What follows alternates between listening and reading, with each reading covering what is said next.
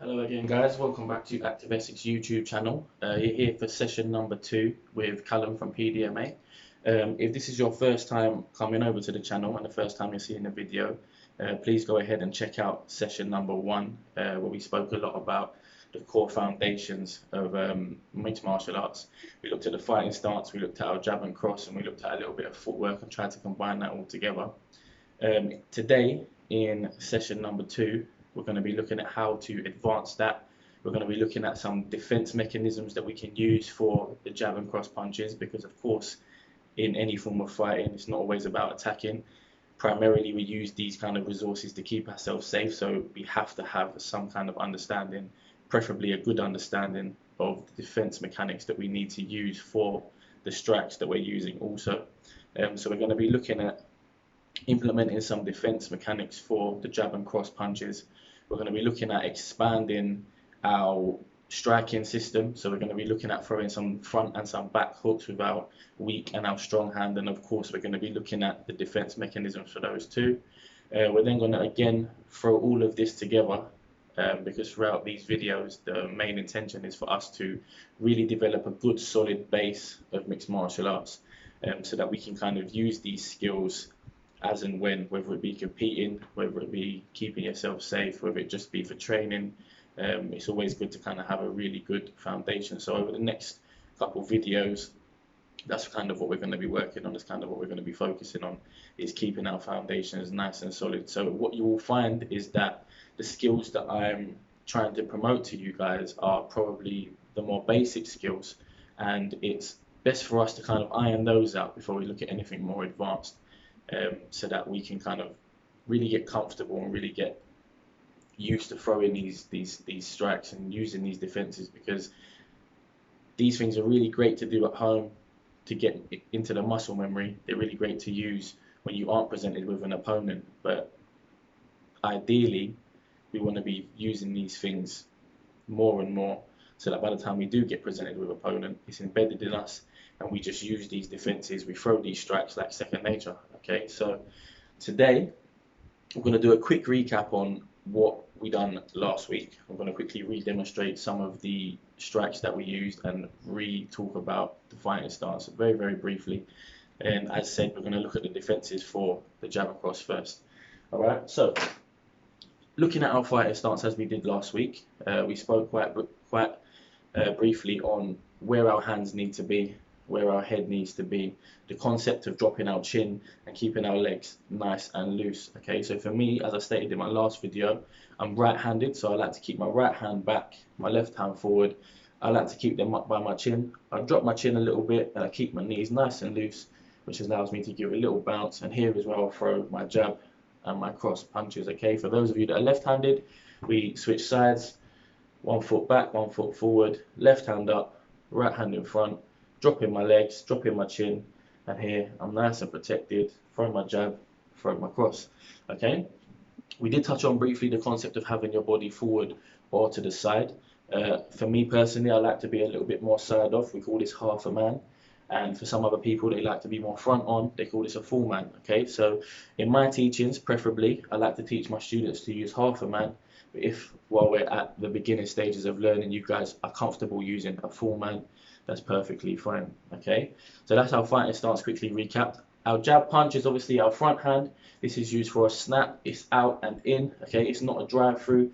To help us, we can do a little step forward with this. Okay, but it's always a snap out and in. Obviously breathing on impact every time. And then we have our rear punch, which is our cross or our straight, whichever one you like to call it. This is a bit more of a drive through, in which we lean forward and we're trying to push through with this punch. Okay, so it's not an immediate out and back in. So this one looks a little bit more like a drive. Okay, we also done our 1-2 combination. Okay, which is just your 1-2 punches. All right, so that is what we covered last week in terms of fighting stance and our strikes. Of course, we've done a bit of footwork too, but if you'd like to revisit that, you can head on over back to the first video. So moving on from there, the first thing I want to talk about is the defense systems for our jab and cross punches. Okay, so there's 2 procedures that I like to put in place for beginners, and to be honest with you, it's quite a simple way of looking at it in general.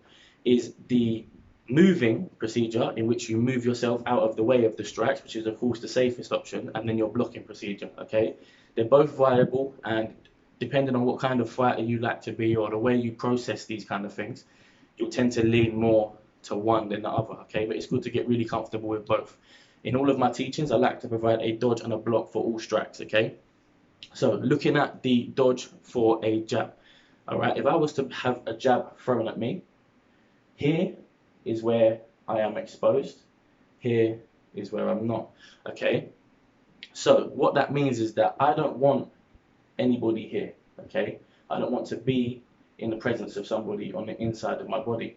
So therefore, if someone was to throw a jab at me, okay, I do not want to become chest to chest on the inside of the punch. Okay, so what the rule of thumb that we use is that any kind of slipping or dodging, we always move to the outside of the body. So a jab, I would have my opponent, or I would slip on the outside of this part of the body.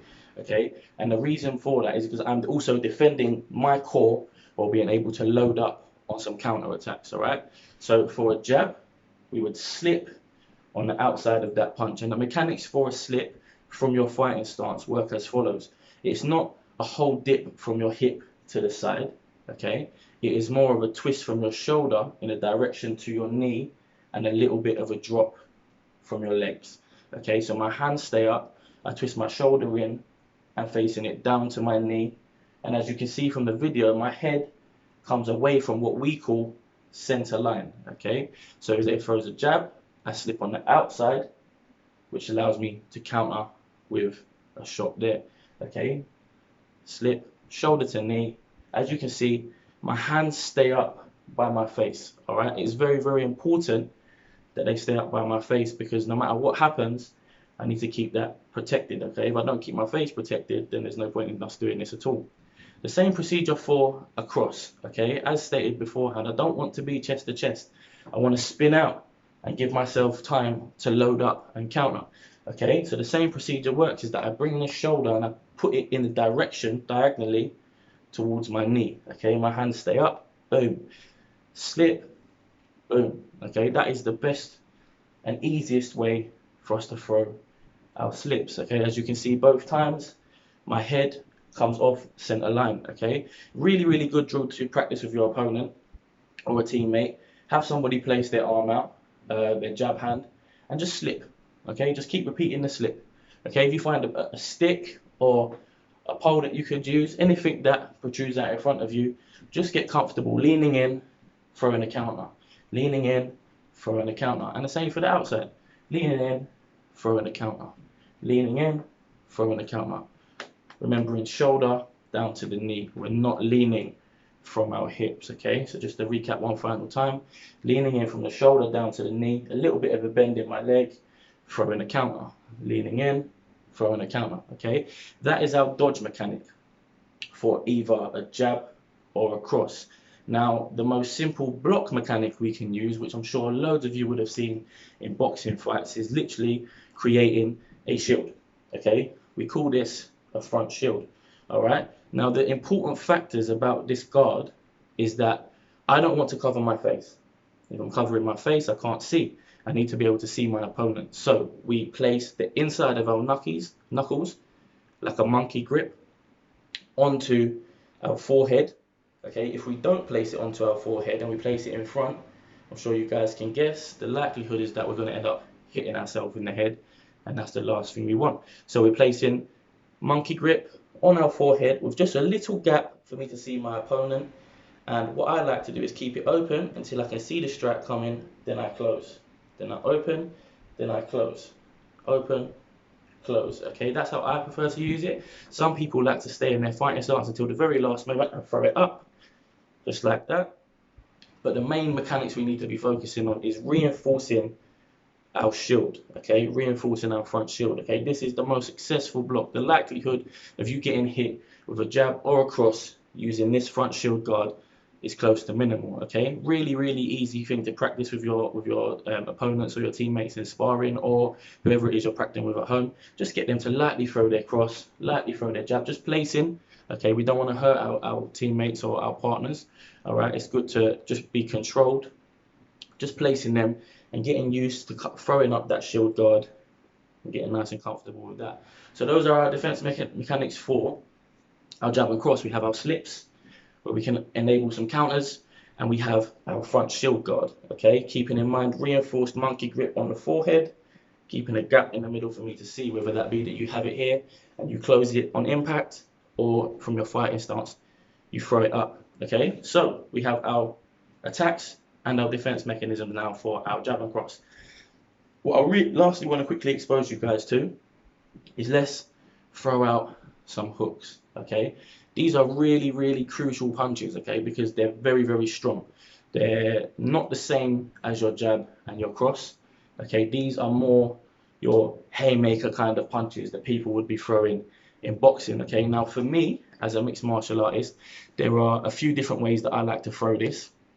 But for the concept of the beginner's introduction to throwing these strats, I'm going to give you 2 dimensions, and you guys be sure to pick the one that you're most comfortable with, okay? There's small technical implications that we have to keep on point, but there are some things that you guys can chop and change for your comfortability. As I said in my first video, there's some things that are really heavily reliant on mechanics, and there's some things that you guys can manipulate and adjust according to how you see fit. All right, so for our jab and cross punches, they're fine, we've got them worked out. For our left and right hook from our fighting stance, as everything is thrown from our fighting stance, we are going to implement a lot more of a hip twist into these punches, okay, which relies us to get onto the ball of our foot. All right, we really want to rotate our body over to get the rotational energy into these punches. All right, that's the first factor. The second factor is we need to have our elbow at shoulder height, and I'm going to touch on why we need to do this in just a moment. So elbow at shoulder height, really rolling over that hip, getting that rotational energy into the punch. The reason we need our elbows at shoulder level, if I was to throw a punch with my hand in this shape, with my elbow down here, all of the recoil force stops here at my wrist. And I'm sure you guys can guess it. If I'm putting all of the pressure and the recoil kickback into my wrist, the likelihood of my small wrist joint withholding that recoil is a lot less likely than if I reinforce it with the lock of my elbow, okay? So if I rotate here and I'm throwing my punch and I only have this angle, the likelihood of me hurting myself is a lot higher. Injury is never something we're looking for. So really keeping that elbow nice and high, reinforcing that wrist and keeping that impact of that punch absorbed nicely, okay? Same thing for the backhand. Keep that elbow nice and high. The part of these punches in which you can change for your comfortability is the angle in which you hold your fist, okay? Now, for someone like myself who's been doing martial arts for almost 15 years, I've learned to just adjust and throw these punches how I see fit, okay? But for beginners who are just learning these things, it is very, very important that no matter what angle you hold your hand, it is super, super crucial that the elbow is left to reinforce that, okay? So I'll also demonstrate a few crosses for you from fighting stance. I'm really going to load up and roll over that hip and bring this hook across my body, okay?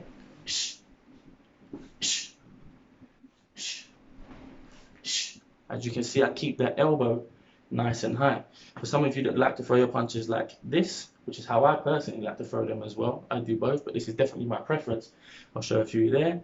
Really bringing that hip and that shoulder over, rotating across my body, because this is where the power is going to come from.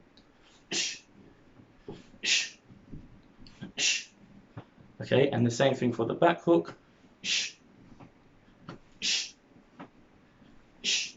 And then some with the hand at a different angle.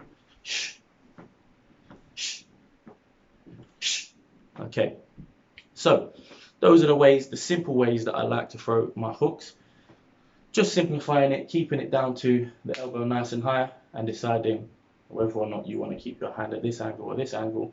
Really putting that hip and that shoulder rotation into it, okay, because we're really going to lose power if we just stop here. Okay, a lot of our power comes from the rotation of the punch. Now, of course, these strats require some form of defensive understanding as well. So for our left hooks and our right hooks, I'm going to show you a dodge and a block. All right, so for our left hook, as I was explaining in my cross and jab speech a little while ago, we always want to place ourselves on the outside of our opponent because it protects our core and gives us a chance to load up. Okay, later on down the line in the clubs or our video tutorials, we can talk about angling. Okay, so we can talk about rotating off, switching angles and attacking the center. But for now, we're just going to talk about angling off to the side, keeping ourselves defended, keeping ourselves safe, keeping our core defended, and then looking at the counters we can throw for that. So for our left and right hooks, the dodging mechanic that we're going to use is called a roll.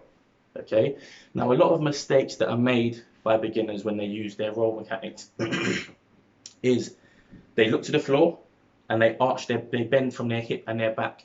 Okay, this is obviously, if you're looking at the floor, can't see your opponent, we need to keep our eyes on our opponents all times because that's how we keep ourselves safe from the start.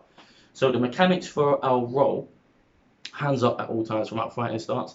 If someone wants to throw a left hook, we're going to roll to the outside of the left hook. Okay, as you can see, I keep my eyes on the camera, which would be my opponent, the whole time. We do not really need to exaggerate the U-bend in our roll, okay, because that is a shape we're making with our body. We're making a U-bend. What I'm going to do is bend my legs and then roll for a little bit from my hip, and as you can see, my head is off center line every time. Okay, we do not require a whole bend down to the floor, looking down with our hands dropped, because that's a common mistake made by people. So if we look at the simple mechanics we're going to use is our hands up, chin down, and we're going to bend a little bit at our knees, drop our back just a tiny bit, keeping our eyes on our opponent, defending our face, and we're going to make a U-bend. And that is it, okay? So we're going to rotate on the outside of the front hook, rotate, and we can follow up with our own hook. Rotate, follow up with our own hook. And the exact same thing works for the back hook. We rotate to the outside, follow up with our own hook. Rotate to the outside, follow up with our own hook. So that is the dodge mechanic for a hook. Looking at the block mechanic for a hook, we use something called our side shield guards.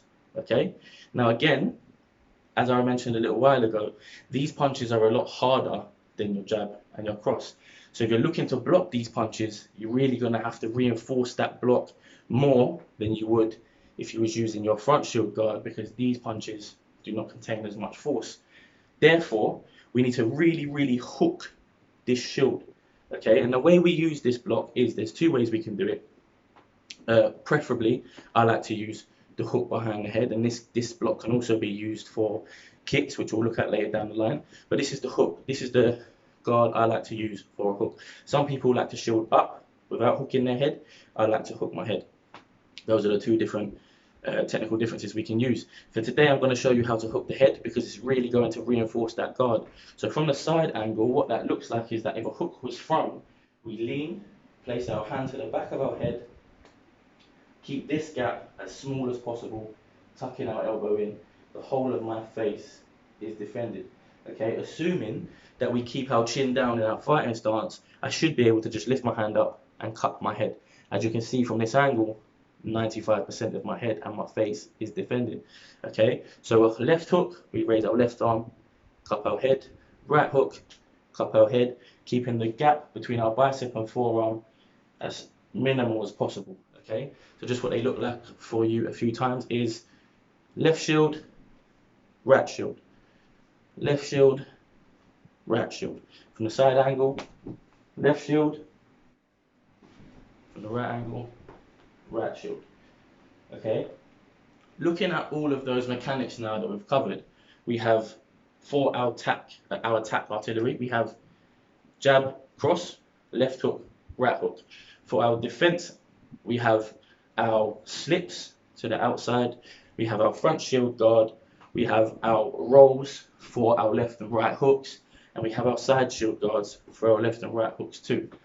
If we look at the drill that we used at the beginning of our video in session 1, we implemented all of our strikes with our footwork, which was of course our distance base, leading with the front foot to go forward, leading with the back foot to go back, leading with a front foot left and front foot right for a right-handed fighter, and for a left-handed fighter, leading with the right foot forward, right foot right, left foot left, and back foot back.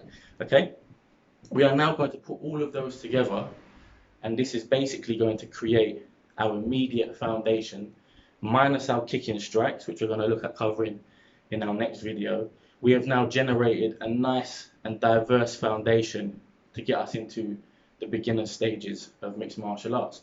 So just for the exercise that we're going to be using for the last couple of minutes to put this all together is getting ourselves into a decent fighting stance, making sure we've got a decent bit of space, and we're going to implement our footwork steps using our jab, cross, left hook, right hook. But not only that, we're going to also add in some form of defense. Okay, so what I would like you guys to do in your space, get into your fighting stance, take a step forward, 1, 2, slip, slip, back to your space. Step forward, 1, 2, slip, slip, back to your space. Step forward, 1, 2, slip, slip, back to your space.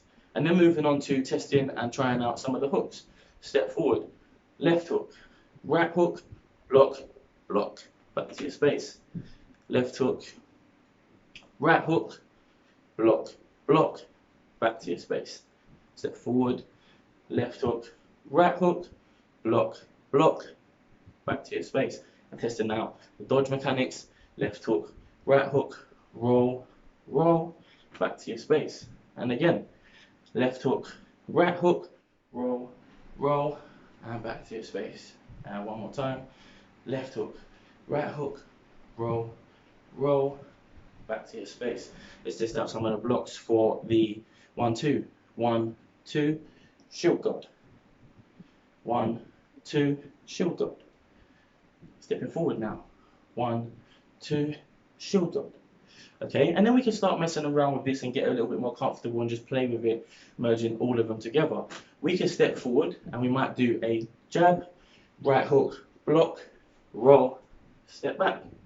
We might try a jab, cross, block, roll, and step back. We might step forward and do a left hook, right straight, block, block, step back. For beginners, it's probably best to keep these procedures from 2 to 4, okay? 2 attacks, 2 defense. The more comfortable you get with it, you can start throwing 4 strikes, 2 defense, and exiting from the position, okay? The reason we do this step in is because this is looking at getting us comfortable with closing gaps between our opponents. But again, we'll touch on that in more depth at a later date. So just getting comfortable with those strikes and those defenses, mixing them up. Okay, starting out with the attack and defense that are together. So using your jab and your cross and then your shield guard, using your jab and your cross and then your slips, using your left hooks and right hooks and your blocks, left hooks, right hooks and rolls, and then really just messing around with them, getting comfortable, okay, chopping and changing them. So using your jab, your right hook, a block and a roll, and just getting comfortable with that. And then of course, changing your footwork, keeping that fresh, all right, keeping that loose, and just messing around with it. The more comfortable you get with throwing these strikes and these defenses out, the easier it will be when you start getting into situations where you're sparring or you're practicing with teammates, or even if you are indeed having to keep yourself safe. So really getting comfortable with those movements. All right. Next video, we're looking at kind of adding on some elbows, knees, and some kicks. All right. These will then basically cover the entire kind of resource that we use in terms of our body for mixed martial arts. For now, we've obviously looked at kind of really opening up our punching skills, really working on our defensive skills, keeping our footwork nice and tight, keeping our fighting stance nice and tight. And over time, the more we put these things together, the bigger foundation we build for our understanding of mixed martial arts. And these things will just become fluid. And then when you start attending clubs, hopefully with PDMA or wherever it is you choose to go, you'll have a nice solid foundation to work with your teammates and your trainers.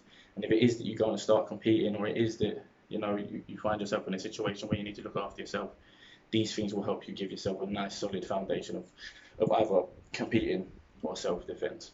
Thanks for tuning in today, guys. This was session number 2 with Callum over at PDMA. Hopefully see you guys next week, and look after yourselves.